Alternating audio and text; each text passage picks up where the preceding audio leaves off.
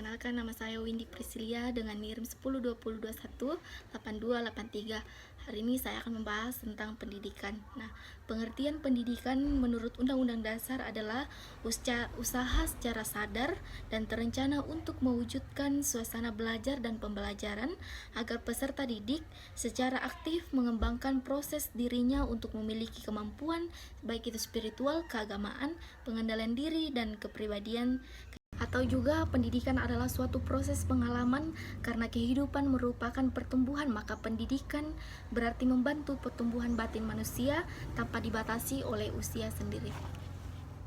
Pendidikan juga merupakan upaya dalam membimbing manusia yang belum dewasa ke arah kedewasaan.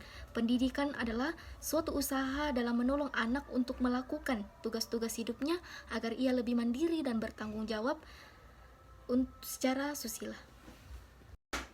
Nah, fungsi pendidikan sendiri adalah menurut fungsi pendidikan nasional berfungsi mengembangkan dan membentuk watak serta peradaban bangsa yang bermartabat dalam rangka mencerdaskan kehidupan bangsa.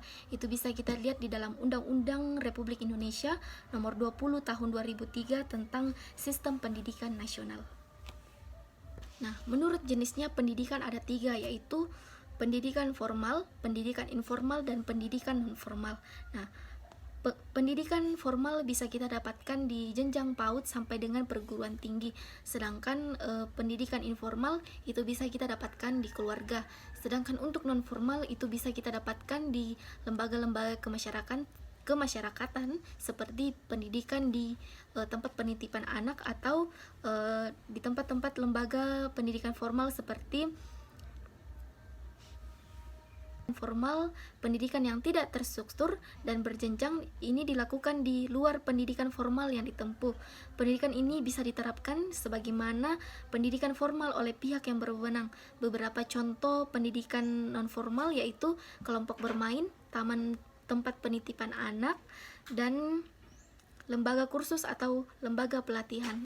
Lalu kita masuk di dalam kurikulum pembelajaran. Nah, kurikulum sendiri adalah perangkat mata pelajaran dan program pendidikan yang diberikan oleh suatu lembaga penyelenggara pendidikan yang berisi rancangan pelajaran yang akan diberikan kepada peserta didik dalam satu periode jenjang pendidikan. Nah, di dalam bahasa Latin, kurikulum berarti kurikulum atau kurir. Nah, kurikulum sendiri dipandang sebagai substansi, yaitu kurikulum sebagai substansi suatu rencana kegiatan belajar mengajar bagi murid-murid di sekolah dan atau sebagai suatu perangkat tujuan yang ingin dicapai. Adapun komponen-komponen dari kurikulum yaitu yang pertama tujuan, yang kedua isi, yang ketiga strategi, yang keempat evaluasi. Selanjutnya fungsi kurikulum selanjutnya fungsi kurikulum bagi peserta didik yang pertama yaitu fungsi penyesuaian, yang kedua fungsi integrasi, yang ketiga fungsi diferensiasi, yang keempat fungsi persiapan, yang kelima fungsi pemilihan, yang keenam fungsi diagnostik. Nah, itu adalah fungsi-fungsi dari kurikulum untuk siswa. Selanjutnya, fungsi bagi kepala sekolah yaitu sebagai pedoman untuk melaksanakan tugas sebagai supervisi atau pengawasan terhadap guru di dalam proses penyusunan pembelajaran. Nah, peran dan fungsi kurikulum. Pada dasarnya peran dan fungsi kurikulum sudah sangat jelas, yaitu sebagai acuan dan pedoman dalam proses pembelajaran agar pembelajaran dapat terarah dan berhasil di dalam mendidik para siswa.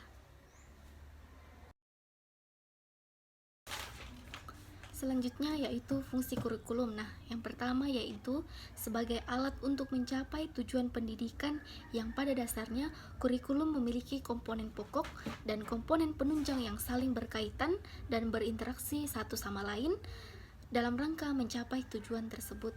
Yang kedua, merupakan alat untuk mencapai tujuan pendidikan. Dalam hal ini, alat untuk menempa manusia yang diharapkan sesuai dengan tujuan yang diharapkan. Selanjutnya, kurikulum merupakan alat untuk mencapai tujuan pendidikan nasional. Kurikulum merupakan program yang harus dilaksanakan oleh guru dan murid dalam proses belajar mengajar guna mencapai tujuan-tujuan pembelajaran itu. Selanjutnya, kurikulum merupakan pedoman guru dan siswa agar terlaksana proses pembelajaran yang baik dan yang benar dalam rangka mencapai tujuan pendidikan. Selanjutnya, fungsi kurikulum bagi sekolah yaitu yang pertama sebagai alat tujuan pendidikan yang diinginkan, yang kedua sebagai pedoman mengatur segala kegiatan sehari-hari di sekolah tersebut. Nah, fungsi ini meliputi yaitu yang pertama, jenis program pendidikan yang harus dilaksanakan, yang kedua, cara menyelenggarakan setiap program pendidikan itu, yang ketiga, orang yang bertanggung jawab dan melaksanakan program pendidikan. Selanjutnya, fungsi kurikulum bagi guru yang pertama yaitu fungsi kurikulum bagi guru yaitu tidak hanya berfungsi sebagai pelaksana kurikulum sesuai dengan kurikulum yang berlaku, tetapi juga sebagai pengembang kurikulum dalam rangka pelaksanaan kurikulum tersebut. Yang kelima, fungsi kurikulum bagi kepala sekolah yaitu bagi kepala sekolah, kurikulum merupakan barometer atau alat pengukur keberhasilan program pendidikan di sekolah tersebut yang dipimpinnya. Selanjutnya, fungsi kurikulum bagi pengawas atau supervisor, yaitu bagi para pengawas, fungsi kurikulum ini dapat dijadikan sebagai pedoman, patokan atau ukuran dan menetapkan bagaimana yang memerlukan penyempurnaan atau perbaikan dalam usaha pelaksanaan kurikulum dan peningkatan mutu pendidikan. Selanjutnya, fungsi kurikulum bagi masyarakat yaitu melalui kurikulum sekolah yang bersangkutan, masyarakat bisa mengetahui apakah pengetahuan, sikap, nilai, dan keterampilan yang dibutuhkan relevan atau tidak di dalam satu kurikulum di sebuah sekolah. Demikianlah materi saya, sekian dan terima kasih.